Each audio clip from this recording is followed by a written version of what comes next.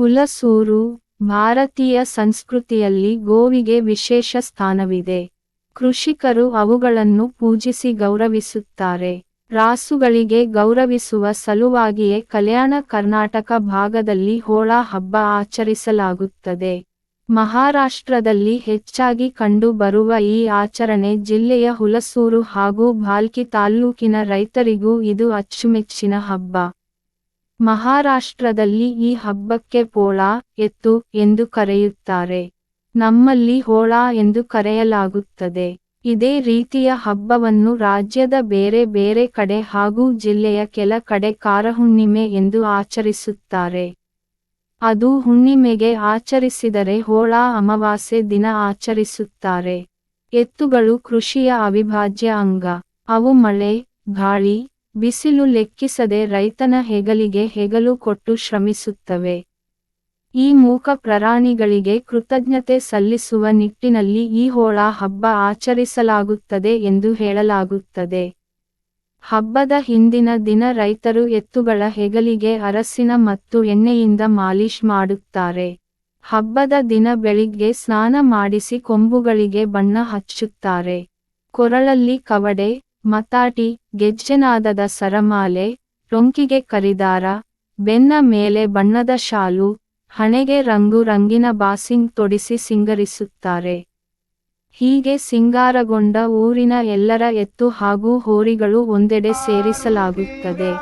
ನಂತರ ಹನುಮಾನ ದೇವರ ದರ್ಶನ ಮಾಡಿ ದೇವಸ್ಥಾನಕ್ಕೆ 5 ಸುತ್ತು ಹಾಕಲಾಗುತ್ತದೆ. ರಾತ್ರಿ ಮಹಿಳೆಯರು ವಿಧಿವತ್ತಾಗಿ ಎತ್ತುಗಳಿಗೆ ಪೂಜಿಸಿ ಬೆಲ್ಲ ತುಪ್ಪದಿಂದ ಮಾಡಿದ ಹೋಳಿಗೆ, ಕರ್ಚಿಕಾಯಿ ತಿನ್ನಿಸುತ್ತಾರೆ. ಹೀಗೆ ರೈತರು ಇಡೀ ದಿನ ಉಪವಾಸ ಉಳಿದು ರಾತ್ರಿ ಎತ್ತುಗಳಿಗೆ ನೈವೇದ್ಯ ತಿನ್ನಿಸಿದ ನಂತರವೇ ತಾವು ಊಟ ಮಾಡುವ ರೂಢಿ ಹಾಕಿಕೊಂಡಿದ್ದಾರೆ.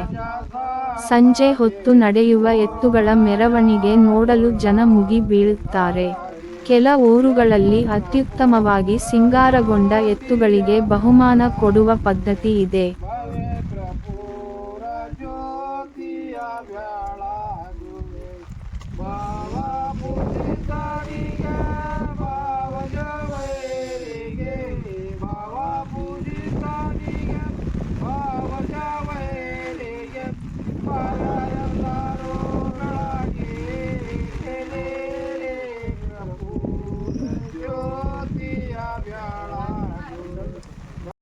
चांगो चंग भला आधी रोटी चंग भला आधी रोटी लिंग भला हाँ चांगो चंग भला आधी रोटी लिंग भला चांगो चंग भला आधी रोटी लिंग भला चांगो चंग भला आधी रोटी लिंग भला हर हर हर हर हर हर हर हर महादेव हर हर हर हर हर हर हर महादेव।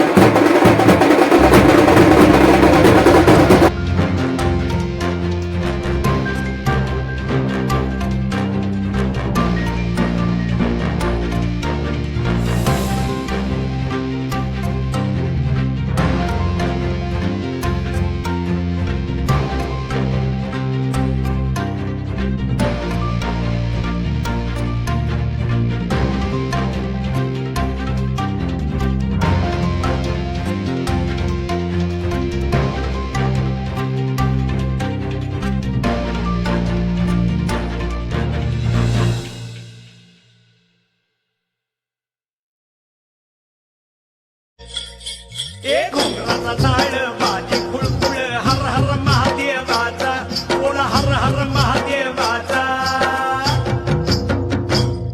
बळीराजा गातो या गुणरे सण आला बैल पोळ्याचा अन बळीराजा गातो या